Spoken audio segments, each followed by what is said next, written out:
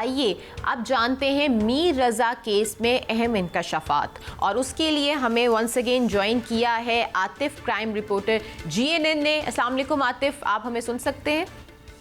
अच्छा, अब आप मुझे ये बताएं, कल भी हमारी इस केस के ऊपर बात हुई है, तो क्या अहम इंकशाफात आए हैं? फॉरेंसिक रिपोर्ट आई है कि नहीं आई है? प्लीज़ हमसे शेयर कीजिएगा। देखिए, इस केस में जो अहम डेवलपमेंट है वो ये हुई है कि इसके मकतूल की जो पार्टनर हैं और अच्छे दोस्त हैं अहमद, उनकी जानिब से जो है वो अदालत से जमानत ली गई है, और जमानत पर जो है वो एतराज़ात तो भी उठाए गए हैं मकतूल के वकील की जानिब से कि क्या वजह है, क्यों जो है ये जो पार्टनर और दोस्त हैं ये जमानत क्यों हासिल करना चाहते हैं। हमने देखा माजी में जो इन्वेस्टिगेशन टीम बनाई गई थी उनकी जानिब से जो है वो कोताहियां देखने को मिली, जिसकी वजह से फैमिली का एतमाद जो है वो खराब हुआ है। तो एतमाद को बहाल करने के लिए मुमकिन तौर पर अब जो है ये फैसला कर लिया गया है कि मोबाइल फोन जो है वो पंजाब फॉरेंसिक लैब जाएगा, वहां से जो है इसको खोला जाएगा। खोलने के बाद जो है उससे मालूमात इकट्ठी की जाएंगी। इसके साथ अहम बात इसमें ये भी है कि अब उस मोबाइल फोन में जो कॉल्स हुई है, लास्ट जो राब्ता रहा है लोगों का मीर रजा के साथ, उन लोगों को जो है सामने तफ्तीश करने का फैसला कर लिया गया है। तो इससे पहले जो है यानी कि जो आखिरी दिन 29 तारीख है उस दिन जो है वो मकतूल का राब्ता रहा उनके साथ, और उससे पहले कभी राब्ता नहीं हुआ उस नंबर से। तो उस शख्स पे जो है वो गहरी नजर रखी जा रही है कि आया उसने क्या जो है वो कहा मीर रजा को और क्या बातें हुई। तो इसको जो है वो इस वक्त आतिफ शरीफ साहब, कतकलामी की माजरत चाहता हूँ, आप बहुत बड़ी बात कर रहे हैं। पंजाब में फ्रांसिक लैब है, सिंध में भी फ्रांसिक लैब है। वहाँ का मुद्दई जो है वकील नासिर जिब्रान जो है वो कहते हैं हमें सिंध हुकूमत पर एतराज़ है, इस मोबाइल को, इस वॉच को आप पंजाब भिजवा दे, और हुकूमत सिंध इस बात को तस्लीम भी करके भिजवा भी रही है। ये बात आप कर रहे हैं। अगर ये बात दुरुस्त है तो फिर ये तो को बहुत बड़ी शख्सियत क्या शामिल है जो पूरा सिंध पर ही अदम तहफ़्फ़ुज़ का जबरान साहब ने इज़हार कर दिया, ना IG पर, ना चीफ सेक्रेटरी, ना होम सेक्रेटरी, ना वज़ीर आला।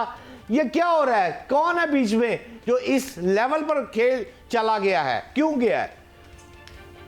देखिए, ये भी मैं आपको बताता चलूं कि एतराज क्यों उठाया गया है। उसकी बड़ी वजह यह है कि ये जो मोबाइल फोन था इनका जब इदारों के हवाले किया गया था कि उसका रिकॉर्ड जो है वो चेक किया जाए, तो उस दौरान जो है इनकी जो स्मार्ट वॉच है उसके ऊपर नोटिफिकेशन देखा गया कि इस मोबाइल फोन को खोलने की किसी की जानिब से जो है कोशिश की गई। iCloud को जब खोला जाता है तो वो नोटिफिकेशन जो है वो देता है कि आपको जो iCloud है उसके साथ छेड़छाड़ की जा रही है। तो ये किसकी जानिब से छेड़छाड़ की जा रही है, इस पर भी जो है वो इस वक्त इन्वेस्टिगेशन की जा रही है। क्या वो इदारे जो इनका मोबाइल फोन चेक कर रहे थे वही iCloud खोलने की कोशिश कर रहे थे, या फिर कोई तीसरा शख्स जो है वो इसमें शामिल था।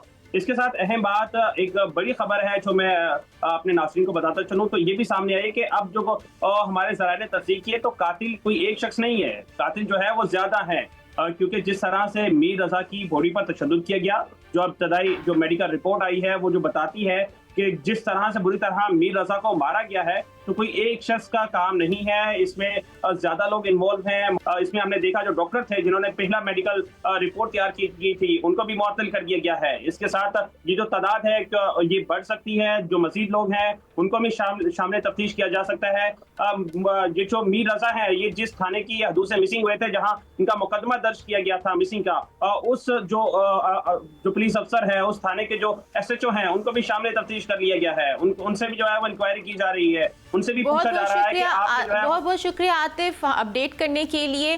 बट आपसे अब मैं जानना चाहूँगी लेटेस्ट अपडेट, लाहौर पुलिस पे जो टारगेट शूटिंग हुई, आपने हमें खबर दी और खबरें आ भी रही हैं कि ये 3 मुल्जिम जो थे वो शूट करने के बाद भागे और शेखोपुरा में जा करके टारगेट किलिंग में 2 जो मुल्जिम थे वो मारे गए।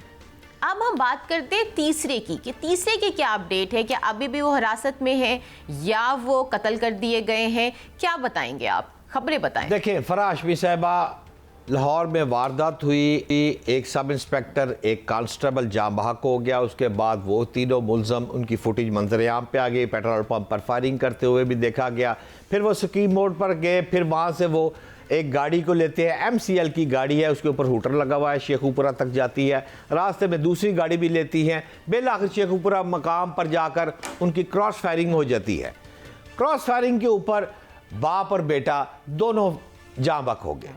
जब दोनों जाबाक हो गए, जो असल मुल्ज़िम थे, जो शहीद करके आए थे मेरे पुलिस वालों को लाहौर में, वो भी जाबाक हो गए। जब जाबाक हो गए तो अब ये जो आपका सवाल है ना, वो जो तीसरा शख्स है, मैं पिछले 3 दिन से यही खोज लगाने की कोशिश कर रहा हूं कि वो तीसरा शख्स कौन है।